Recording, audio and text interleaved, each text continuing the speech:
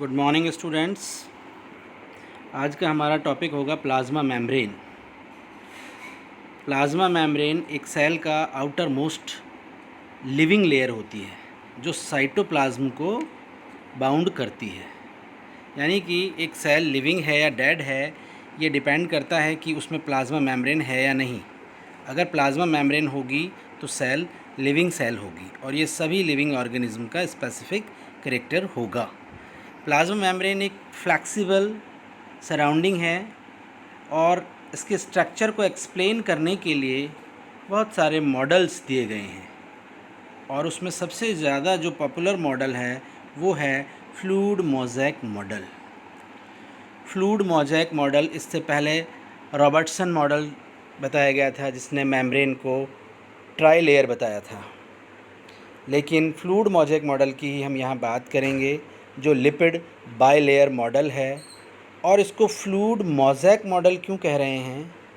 क्योंकि इसके अंदर जो प्रोटीन की स्ट्रक्चर होती है, अब आप यहाँ डायग्राम में देखेंगे कि ये सारा आप देख रहे हैं कि आपको पूरा स्काई कलर में लिपिड के मॉलिक्यूल्स दिखाई दे रहे हैं, लेकिन इसमें बीच बीच में बहुत सारे प्रोटीन्स के मॉलिक्यूल एम्बेडेड हैं, धसे हुए आपको दिखाई दे रहे हैं।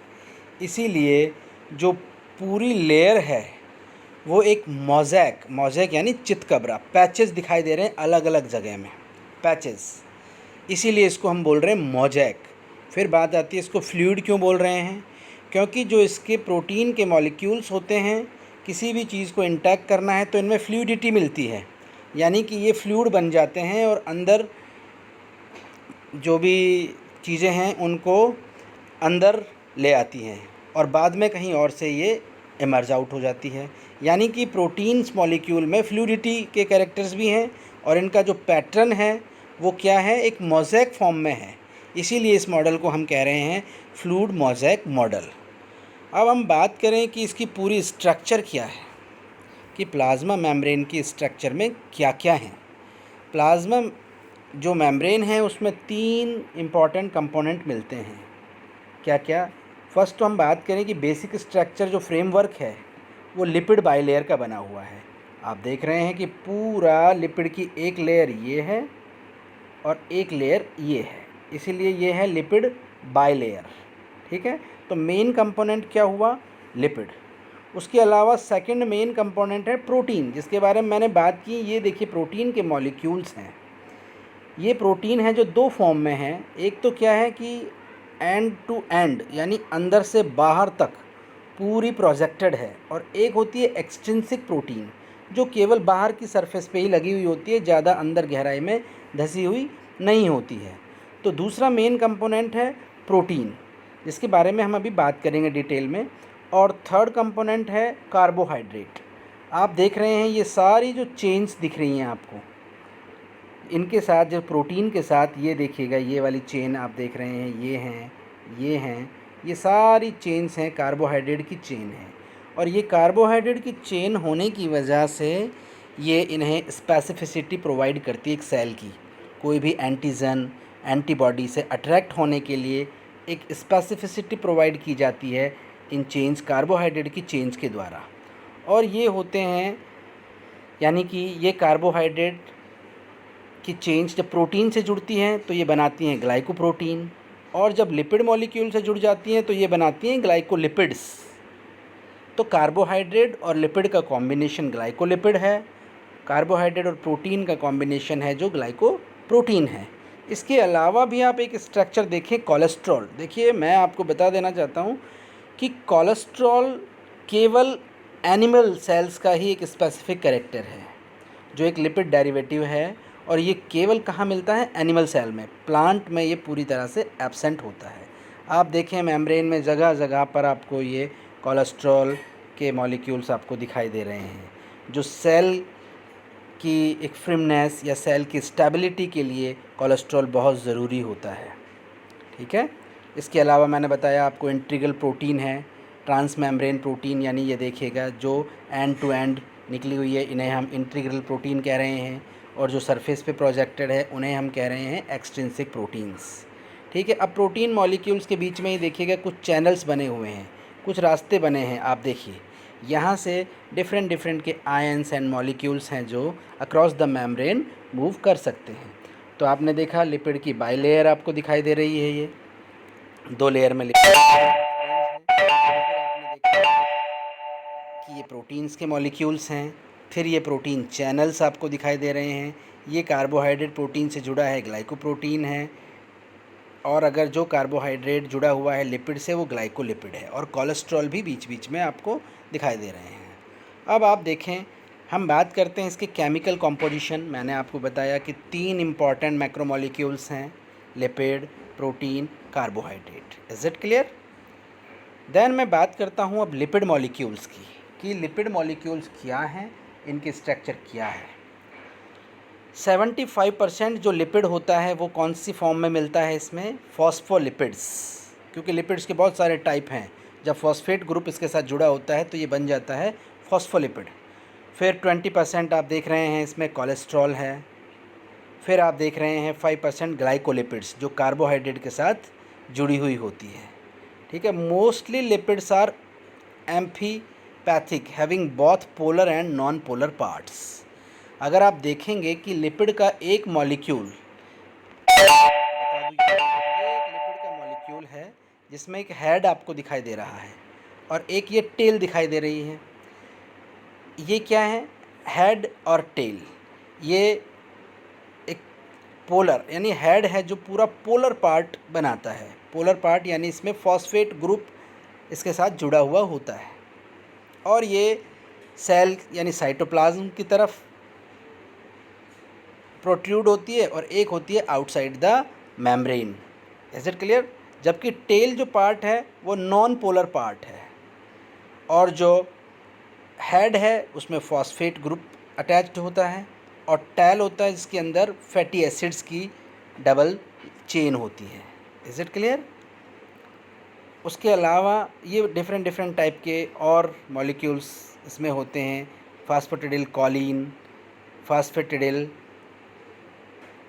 फास्फेटिडिल ethanolamine, phosphatidyl serine, phosphatidyl inositol, plasmalogens and sphingomyelin nerve cells वगैरह में ये ज़्यादा होती हैं। तो ये लिपिड मॉलिक्यूल का स्ट्रक्चर है जिसमें हेड है और टेल है। जो हेड है वो वाटर लविंग है और टेल हाइड्रोफोबिक है जो वाटर हेटिंग है। Is it clear? फिर हम देख रहे हैं act as a permeability barrier. और ये क्या करता है कि परमेबिलिटी बैरियर, आपको मालूम होना चाहिए प्लाज्मा मेम्ब्रेन है जो सेमी परमेबल है या सेलेक्टिवली परमेबल है। सेलेक्टिवली परमेबल है, तो फिर दोनों में क्या डिफरेंस है? सेमी परमेबल मेम्ब्रेन में तो सॉल्वेंट मूव कर सकता है और सॉल्यूट मूव नहीं कर सकता, जबकि सेलेक्टिवली परमेबल मेम्ब्रेन में क्या होता है?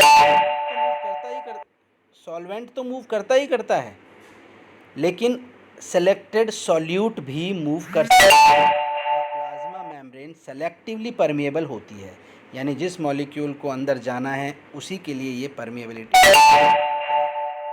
Essential for the membrane of fluidity of the membrane. मैंने आपको बताया कि फ्लूइडिटी के लिए भी जो प्रोटीन मॉलिक्यूल्स के चारों तरफ फैट मॉलिक्यूल्स होते हैं उनके अंदर भी फ्लूइडिटी होती है, और वो फ्लूइड होकर के डिफरेंट डिफरेंट आयंस और थिंग्स को एंट्री कराते हैं सेल के अंदर। Is it clear? इसके बारे में हमने बात की है कि ये मॉलिक्यूल्स हैं, हेड है, टेल है, देन मेम्ब्रेन प्रोटीन्स, ये इम्पॉर्टेंट पार्ट है। 2 टाइप्स की प्रोटीन्स हैं मेम्ब्रेन में, मैंने बताया। इंटीग्रल प्रोटीन, इंटीग्रल प्रोटीन होती है जो पूरी मेम्ब्रेन में एक्सटर्नल टू इंटरनल पार्ट तक फैली हुई होती हैं, और पेरिफेरल मेम्ब्रेन यानी कि एक्सट्रिंसिक मेम्ब्रेन होती हैं। और ये क्या होता है? यानी कि बहुत कम पार्ट इनका मेम्ब्रेन में एम्बेडेड होता है। Integral protein extended through the lipid bilayer are firmly embedded, firmly यानी टाइटली पैक होती है उसके अंदर।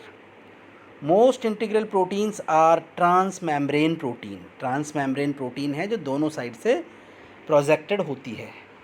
Peripheral proteins are not embedded in the membrane, यानी कि पूरी तरह से यानी एंड टू एंड एम्बेडेड नहीं होती है, और ये थोड़ी सी लिपिड मॉलिक्यूल्स के अंदर एम्बेडेड होती है। They associated more loosely with the polar heads of membrane lipid at the inner और outer surface of the membrane. Inner और outer surface of the membrane से ये अटैच्ड होती है। Many membrane protein are glycoprotein. देखिए मैंने आपको starting में ही बता दिया था कि जो कार्बोहाइड्रेट होते हैं उसकी चेन प्रोटीन से जुड़ी हुई होती है, तो क्या बना देती हैं, ग्लाइकोप्रोटीन के मॉलिक्यूल्स बने होते हैं। फिर हम बात कर रहे हैं कि किस तरह से across the cell membrane molecule का ट्रांसपोर्ट होता है। आप जानते हैं पैसिव ट्रांसपोर्ट, सिंपल डिफ्यूजन क्या होता है, हाई कंसंट्रेशन मॉलिक्यूल्स की होती है, वहाँ से लो कंसंट्रेशन की तरफ मैंने कहा कि सॉल्यूट सेलेक्टेड ट्रांसपोर्ट होते हैं, जबकि सॉल्वेंट है जो हाई कंसंट्रेशन से लो कंसंट्रेशन की तरफ फ्रीली सिंपल डिफ्यूजन के थ्रू मूव करते रहते हैं। फिर आता है फैसिलिटेटेड डिफ्यूजन। क्या होता है फैसिलिटेटेड डिफ्यूजन में? क्या होता है कि कुछ प्रोटीन के मॉलिक्यूल्स होते हैं जो इजीली मॉलिक्यूल्स को एक एंड से पकड़ते हैं और दूसरे एंड के अंदर मूव कराते रहते हैं विदाउट एक्सपेंडिचर ऑफ एनर्जी। यानी कि यहाँ डिफ्यूज़न में और फैसिलिटेटेड डिफ्यूज़न में कोई एनर्जी खर्च नहीं होती है। ये पैसिव ट्रांसपोर्ट इसीलिए कहलाते हैं। Is it clear? Active transport. Active transport में क्या होगा कि जो भी आयंस मॉलिक्यूल्स सेल के अंदर जाएंगे उसके लिए एनर्जी खर्च करना होगा, चाहे वो अंदर जाएं या बाहर आए, उसके लिए इनको एनर्जी को कंज्यूम करना ही होगा। फिर primary active transport, secondary active transport, जिनके बारे में हम बात करेंगे। अब बल्क ट्रांसपोर्ट। कभी कभी कुछ मॉलिक्यूल जैसे फूड मॉलिक्यूल्स हैं, ये बल्क फॉर्म में यानी कि बहुत ज़्यादा मात्रा में सेल के अंदर भी लिए जाते हैं और सेल के बाहर भी निकाले जाते हैं। तो हम अगर सीधी बात करें तो ये सेल मेम्ब्रेन के फंक्शन हैं ट्रांसपोर्ट, जिसको हम कैटेगराइज कर सकते हैं कि cell membrane helps in transportation of the different molecules, जिसके वेरियस टाइप्स है, passive transport, active transport, bulk transport. हम यहाँ बात करेंगे एक्टिव ट्रांसपोर्ट की, जिसके बारे में मैंने आपको बताया 2 टाइप के हैं, primary active transport, secondary active transport. Primary active transport. Primary active transport का मतलब होता है transport against concentration gradient in which energy is use directly. यानी कि बाहर कम मॉलिक्यूल है, सेल के अंदर ऑलरेडी ज़्यादा मॉलिक्यूल है, उन कम मॉलिक्यूल्स को भी अंदर आपको लेना है तो कंसंट्रेशन ग्रेडियंट के विपरीत काम करना पड़ेगा और उसके लिए हमें एनर्जी खर्च करनी होगी। ठीक है? इट इज़ कैरियर मीडिएटेड, यानी इन सब को लाने के लिए प्रोटीन के मॉलिक्यूल्स ही काम आएंगे। It required energy in form of ATP and use directly. Example sodium potassium pump और कैल्शियम पंप के थ्रू ये मॉलिक्यूल्स अंदर आएंगे और एनर्जी जनरेट की जाएगी। सोडियम पोटेशियम पंप, जिसको हम सोडियम पंप भी बोलते हैं, इस पंप में क्या होता है कि 3 सोडियम के ion move out the cell, यानी सेल से बाहर जाते हैं 3 सोडियम आयन, और 2 पोटेशियम आयन हैं जो सेल के अंदर आते हैं। लेकिन इन सब काम करने के लिए मैंने आपको बताया एनर्जी खर्च करना होगा और एक ATP मॉलिक्यूल इसमें खर्च होगा।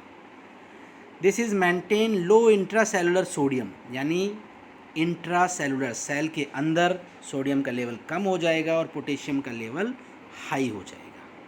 तो सोडियम पोटेशियम पंप काम करेगा और आयंस को अंदर लाया जाएगा। Secondary active transport. Transport against concentration gradient in which energy is used.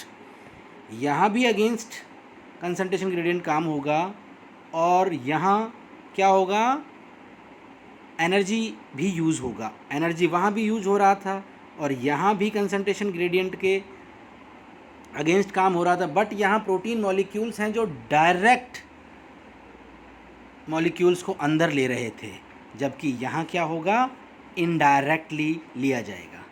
ये ट्रांसपोर्ट हैं 2 और 3 मॉलिक्यूल कपल्ड हो जाएंगे, किसी एक मॉलिक्यूल को जा रहा है उसके साथ दूसरा भी कपल होगा। जैसे this transport is coupled with sodium potassium ATPs that require the ATP, यानी सोडियम पोटेशियम के साथ बाइंड होंगे और उनके साथ ही आएंगे, और वहाँ तो एनर्जी जनरेट होती थी और डायरेक्ट उनको इनटेक किया जाता था। It occur by symport and antiport. Symport molecule move in same direction, यानी एक मॉलिक्यूल अंदर आ रहा है तो उसके साथ साथ दूसरा मॉलिक्यूल भी अंदर आ जाएगा। एग्जाम्पल है सोडियम ग्लूकोज सिम्पोर्ट। दूसरा एग्जाम्पल है सोडियम अमीनो एसिड सिम्पोर्ट, यानी कि सोडियम अंदर आ रहा है तो उसके साथ साथ ग्लूकोज भी आ जाएगा, अमीनो एसिड भी आ जाएगा। डिसऑर्डर क्या है इसके? Cystinuria and Hartnup disease. Mutation in sodium amino acid symport में अगर म्यूटेशन हो जाता है, क्योंकि सब ये जेनेटिकली कंट्रोल्ड होता है, और अगर इनमें म्यूटेशन हो जाएगा तो उनसे कोई ये एक डिजीज़ यानी डिसऑर्डर भी क्रिएट हो जाता है। तो हम केवल बात कर रहे हैं, हमें यहाँ पर केवल प्लाज्मा मेम्ब्रेन के फंक्शन की बात कर रहे हैं, जिसके अंदर किस तरह से प्राइमरी एक्टिव ट्रांसपोर्ट हो रहा है, सेकेंडरी एक्टिव ट्रांसपोर्ट हो रहा है। प्राइमरी एक्टिव ट्रांसपोर्ट में तो डायरेक्ट ही सोडियम पोटेशियम पंप से आयन एंट्री कर रहे हैं, जबकि सेकेंडरी में इनडायरेक्ट वे में, यानी किसी एक मॉलिक्यूल के साथ दूसरा मॉलिक्यूल जुड़ के एंट्री कर रहा है। एंटीपोर्ट में क्या होता है कि एक मॉलिक्यूल अंदर जाएगा तो उसके बदले में दूसरा मॉलिक्यूल बाहर आएगा, अपोजिट डायरेक्शन में मूवमेंट होगा। Sodium hydrogen exchange renal tubules में हम देखते हैं कि जहाँ नेफ्रॉन में फ़िल्टर होता है वहाँ पर सोडियम जैसे अंदर जाएगा तो उसके बदले में हाइड्रोजन आयन को बाहर आना पड़ेगा। कैल्शियम हाइड्रोजन एक्सचेंज है कार्डियक मसल्स में, इन दोनों का एक दूसरे के विपरीत दिशा में मूवमेंट होता रहता है। Bulk transport also called transport bye vesicles formation, it's involve formation of membrane bound vesicles. अब आप देखेंगे जैसे कुछ फूड मॉलिक्यूल्स को इनटेक करना है तो फूड मॉलिक्यूल के चारों तरफ एक मेम्ब्रेन बनेगी प्लाज्मा मेम्ब्रेन से ही, और उसको अंदर लिया जाएगा और फिर उसका डाइजेशन किया जाएगा। देखिए कैसे होगा। यहाँ पर दो बातें हम बात कर रहे हैं। एक्सोसाइटोसिस, एक्सोसाइटोसिस को हम कहते हैं सेल वोमिटिंग। सेल वोमिटिंग यानी कि कोई भी जो फूड मटेरियल अंदर आया उसको डाइजेस्ट किया और जो उसका वेस्ट बचा उसको बाहर निकालना है। वेस्ट को expulsing out of molecule from the cell, यानी fat of molecule release by exocytosis. Peripheral protein ये काम करेंगी, part of extra cellular matrix में ये काम होगा, release to extra cellular medium. इसको हम आगे एक डायग्राम में देखेंगे। देखिए यहाँ क्या हो रहा है, ये प्लाज्मा मेम्ब्रेन आप देख रहे हैं, ये प्लाज्मा मेम्ब्रेन में फूड पार्टिकल एंट्री कर रहे हैं, और ये फूड पार्टिकल्स हैं जो आप देख रहे हैं कि एक वेसिकल बना करके अंदर आ रहे हैं। इसे हम अब यहाँ बोल रहे हैं फूड वैक्यूल्स। ठीक है, अब ये लाइसोसोम इसके साथ एसोसिएट होंगे और इसको डाइजेशन करेंगे जो फूड आया है। डाइजेशन होने के बाद जो डाइजेस्टेड फूड है, काम का जो यूनिट्स हैं जिसमें फूड ब्रेक डाउन हुआ है, वो सारा का सारा फूड तो एब्जॉर्ब हो गया, लेकिन इस वेसिकल के अंदर आप देख रहे हैं कि जो वेस्ट बचा हुआ है अब इसको सेल से बाहर निकालना पड़ेगा। तो ये सेल क्या होगा कि यहाँ पर सरफेस पे आकर के आप देखें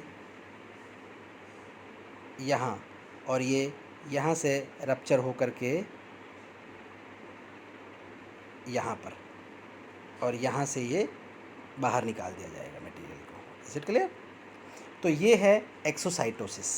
बाहर निकालने को मैंने एक्सोसाइटोसिस कहा है, और इस तरह से इसको अंदर लेने को हम कह रहे हैं एंडोसाइटोसिस। इस तरह से फूड वेसिकल्स के अंदर फूड एंट्री करता है, डाइजेस्ट होता है, ये कहलाता है एंडोसाइटोसिस। और जो वेस्ट बचेगा उसको बाहर निकालना होगा, उसको आप क्या कहेंगे?